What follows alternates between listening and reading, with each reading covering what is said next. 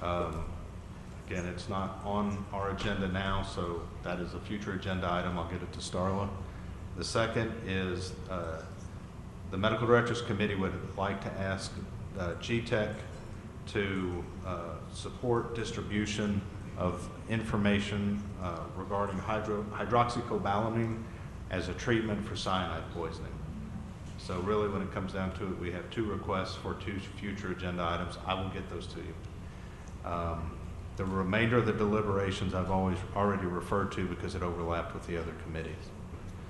So that's my report, unless there are other questions, or the incoming chair, Dr. Beeson, would like to add anything.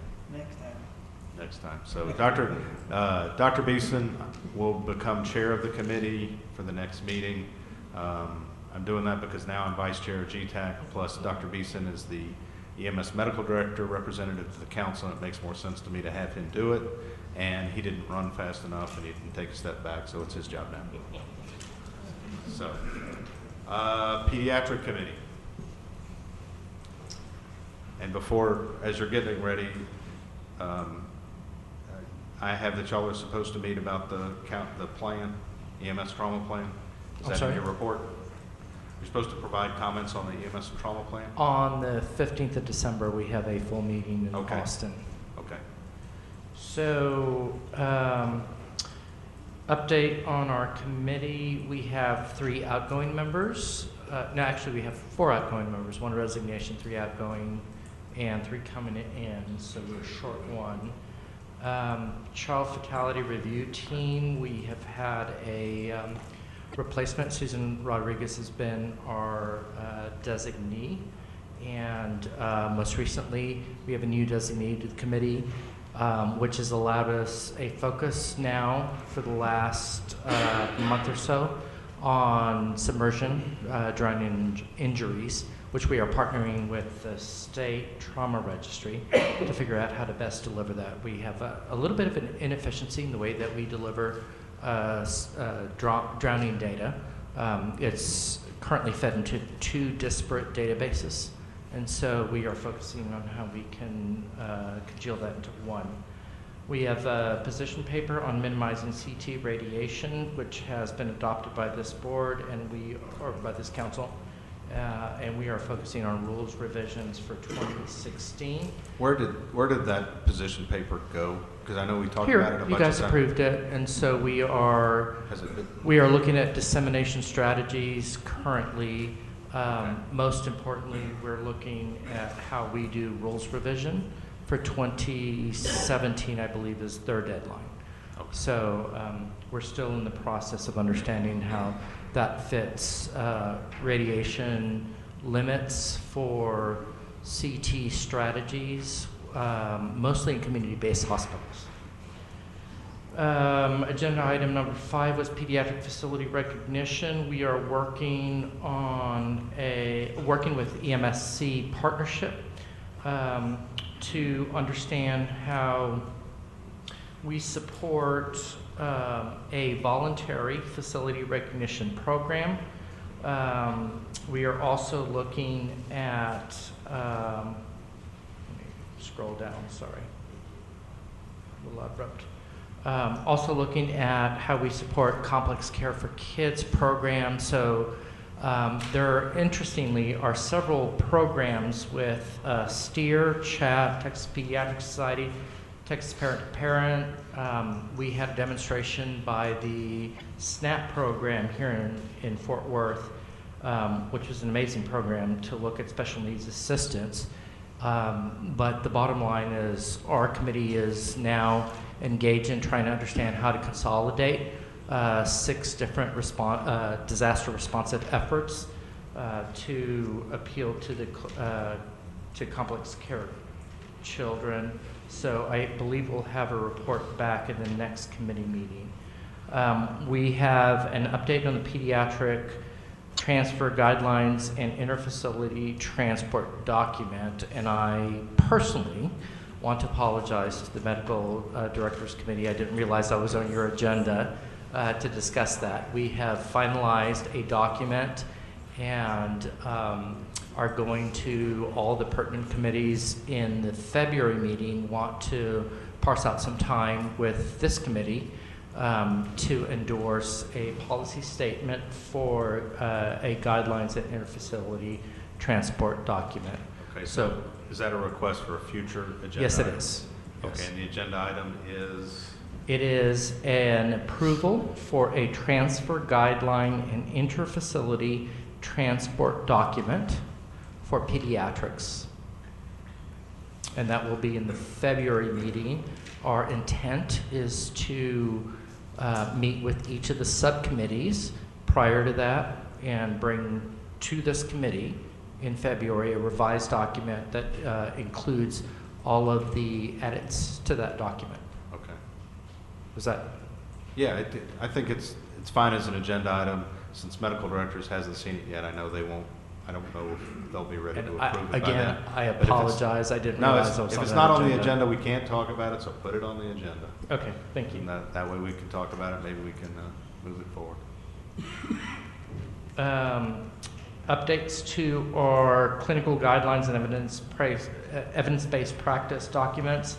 We are, of course, endorsing the NSEMSO and NHTSA guidelines for 40 different clinical pre-hospital practice guidelines. Also, a state EMSC endorsed and funded Pegasus protocol strategy that is looking at implementing 4 evidence-based pre-hospital protocols for spinal immobilization, shock, anaphylaxis, allergic reaction, airway management in the Houston area, and then disseminating that to 6 New England states.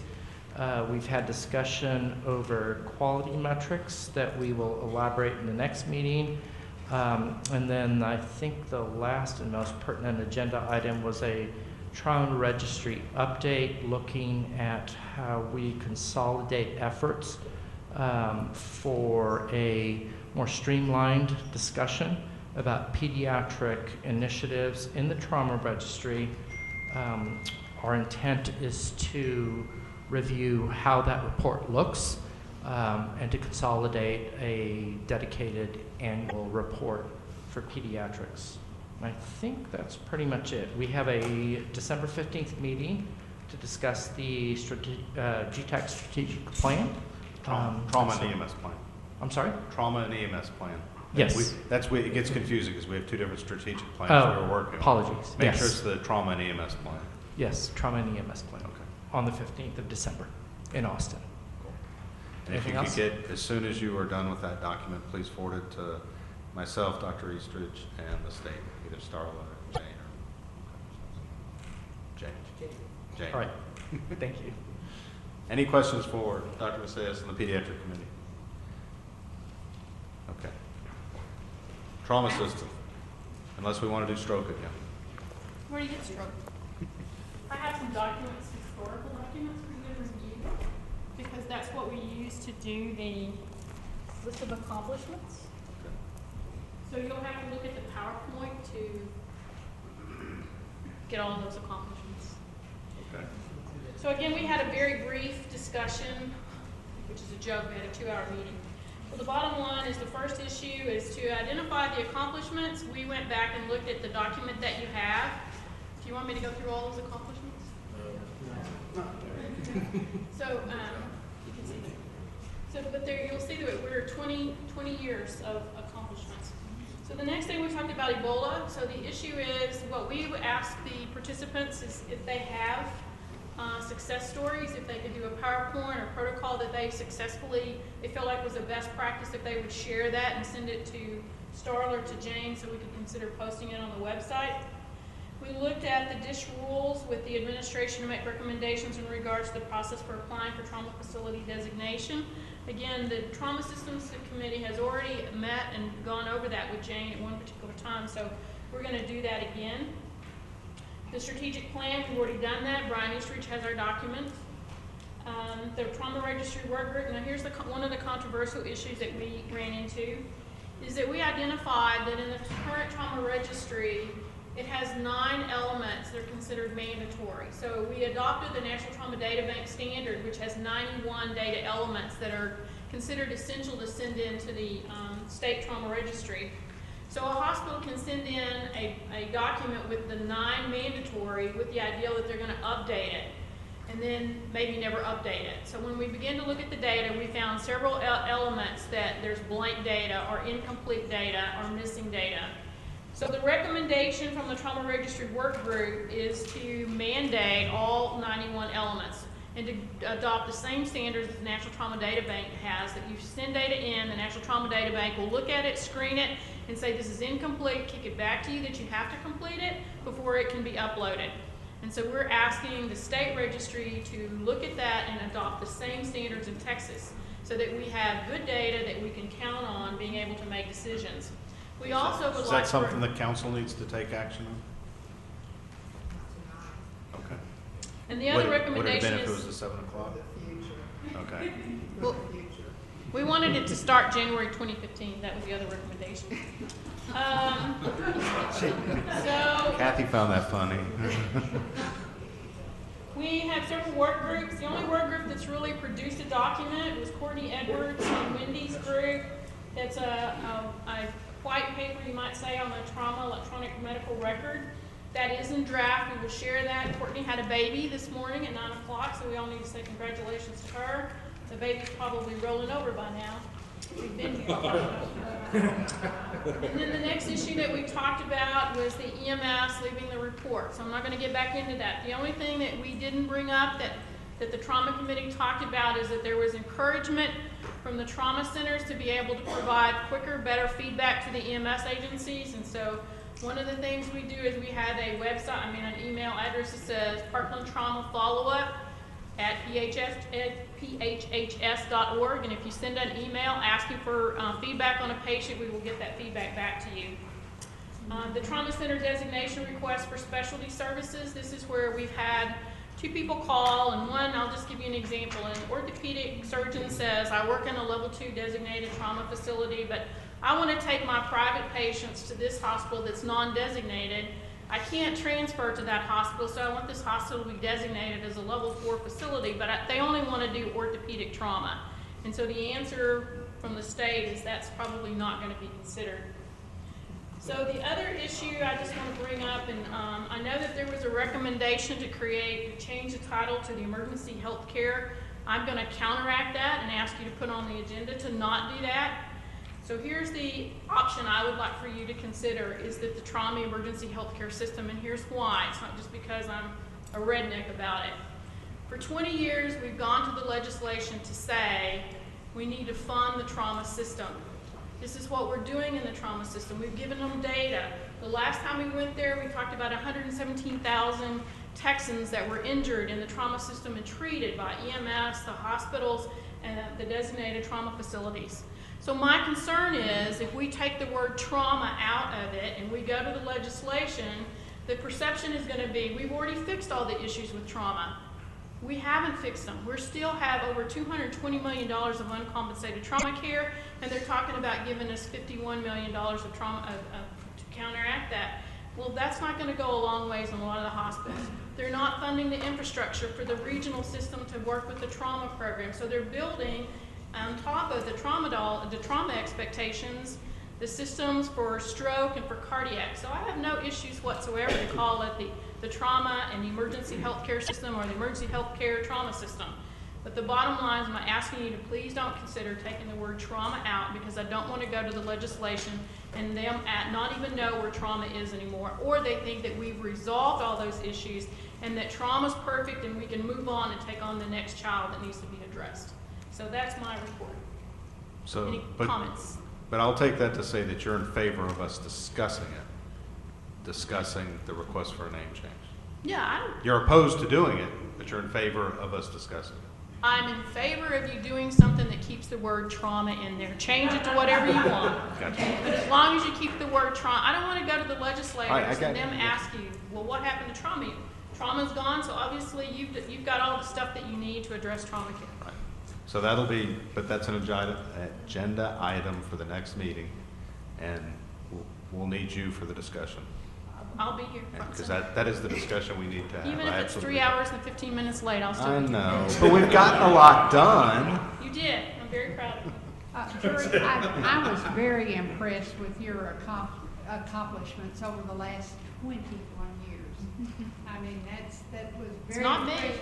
Well, I know it's all of you, but when y'all, I got to enjoy all 2 hours of your meeting, and they, you know, when you were listing them off, there was it was very impressive. In fact, didn't I hear somebody say they still had a T-shirt? I have a T-shirt. Yes, I mean, those T-shirts were still around. But I mean, it's very good, and all the committees have done really, really a great job listing their accomplishments. But I guarantee of all the committees, I've never sat through one that had quite as many as yours.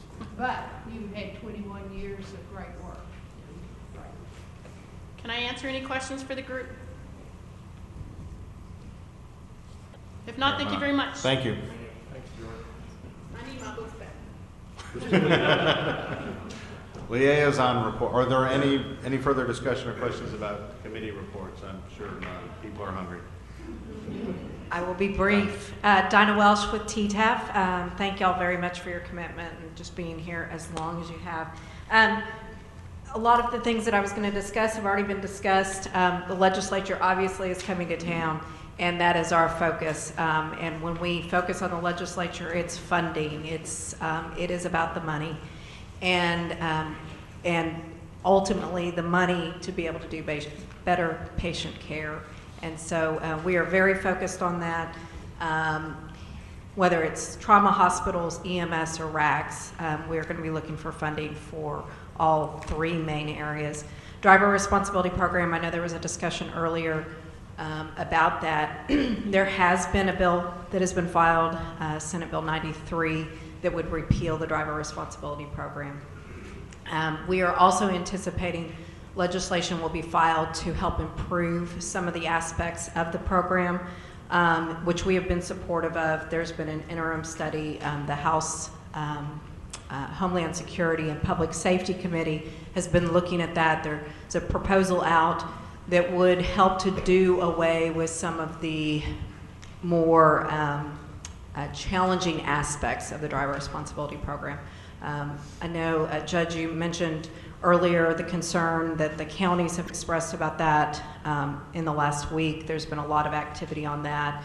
I think right now the Council of Urban Counties, they have pushed back a position that had bubbled up to repeal the driver responsibility program at this point in time. They've taken that off the table, but there's going to be further discussion on that. So the driver responsibility program, even though it may not be the prettiest program, it is the most significant source of funding for the trauma and emergency healthcare system. So we are interested in maintaining that in some form or fashion. Then the last thing that I want to mention is that when we get together in February, we are going to do EMS and Trauma Day at the Capitol. It's February 17th, which is the Tuesday of GETAC. So hope that you all will put that on your calendar, possibly make plans to attend, to be in Austin, maybe a day early. And I know that makes for a long week, but it'll be important to have a strong presence there. One of the things that we are adding each year is TTAP has been around and we've done this day. We've added various components, and one of the things that we are doing this year is really trying to bring in trauma survivors and to highlight them. And so we are hoping to focus on that a little bit more and trying to find people throughout the state to come in and celebrate those survivors and actually do a survivors reception with legislators as well on the evening of February 17th. So hope y'all can make plans to be part of that, and we'll be pushing out information on that. Any questions? Any questions? What's for dinner? I got the email you sent out about the driver responsibility, but I have to admit I had trouble following all of the verbiage about supporting the recommendation to reject, to support, so I imagine some other people are confused as well. It was the way they were wording it. We were following their language, okay. And it was confusing. The urban counties I'm familiar with in an acquaintance kind of world, but we're not usually very involved in that world.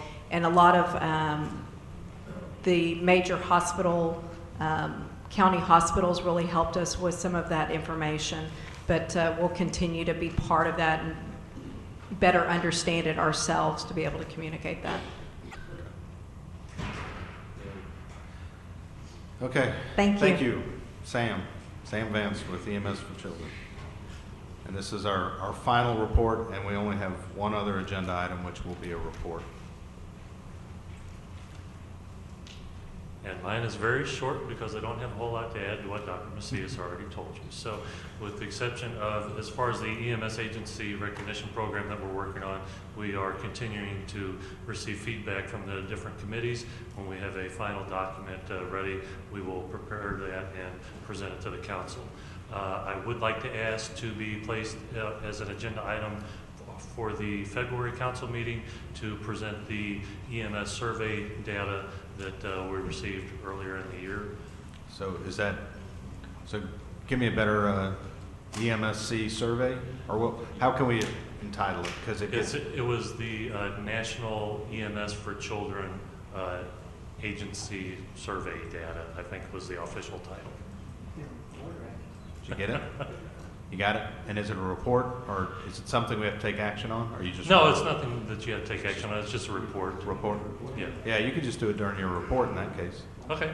If it's just a report, if we don't have to take any action on it or anything else, then Okay. that's fine. All right. And then just a couple of things. Just want to let you know Dr. Macias is now the chair of the section of emergency medicine for the American Academy of Pediatrics. And then as far as other representation of Texas on the national level, I am now the secretary of the Pediatric Emergency Care Council for NASEMSO, and I am also the pediatric representative to the Joint Committee of NASEMSO and the National Office of Rural Health, which is the Joint Committee on Emergency and Rural Care. Wow. Congratulations. Thank you. Congratulations to both of them. Thank you. Any questions? No. Going fast this way. Thank you. So of the action items, we've actually gone through all but two. Number 4, I'm going to recommend we defer until February unless somebody wants to stay here. Number 4 is the standardization of hospital internal emergency responses. Number 3 is an update on the EMS trauma system plan. Actually, I was afraid we were going to be behind schedule. We are actually on schedule, as long as the committees that are going to meet in December and January get us a quick report so that Dr. Eastridge and I can come up with a document for the council to review in February and start with some initial public comment. So, because on our timeline, which gives us an August 2015 final product, before next council, we're supposed to coalesce committee and council work and present initial public comment. So we're actually, believe it or not, on schedule. We do have a number of agenda items we picked up for the next meeting. I will get with Starla at the end of the meeting and make sure they're all the same. I do not have any further business on the agenda. Do any council members have any agenda items or recommendations for anything we could do now? Like a journal. Can I say something really quickly? Certainly. I have some, if people here would have their thoughts and prayers with Dr. Red Duke. He apparently is not well. And I asked his daughter, who I work with, Hallie Duke, if it was okay for me to mention that here, and she said that would be very nice. So if people would keep him in their thoughts and prayers. Okay. All right. Mr. Chair, just a thought. We've done this for years and years and years. Has there ever been any consideration to moving GETAC to Friday and Saturday so that we have this meeting on Sunday, so that Monday, Tuesday, and Wednesday we can devote to conference? And I ask that because so many people here tonight will be here until whatever, have to teach in the morning, get up and go in the morning. Have we ever ever been any thought to making sure that Sunday GETAC finishes and then conference is Monday, Tuesday, Wednesday without the holdover. That's an extra day for everybody that comes for the duration. How about also moving this meeting up earlier in the day? Does it have to be at 6 o'clock? There's going to be overlap for activities no matter what. That is one of the things I'd like for y'all to talk about. I actually sent you a text saying, Agenda can we item? please start at like 3 o'clock? Yeah. Or 4 o'clock, 3 or 4 o'clock? Noon. Or noontime? Do it over. And I understand the reason it's at 6 o'clock is so everybody that is teaching or whatever else can come, but there's, yeah, but there's a lot of activities going on right now anyway, so some of it, We're not a party. we're not a part of. So the party's not as much fun? All right, I appreciate everyone's indulgence that we ran over, but we were able to get a lot of things done tonight. I don't think we really cut anybody off from their discussion, and I think I'd rather spend an extra 27 minutes today than have an agenda item pop up again in 3 months and we can't remember what we talked about 3 months prior. So thank you for everybody's indulgence, and we will find ourselves adjourned.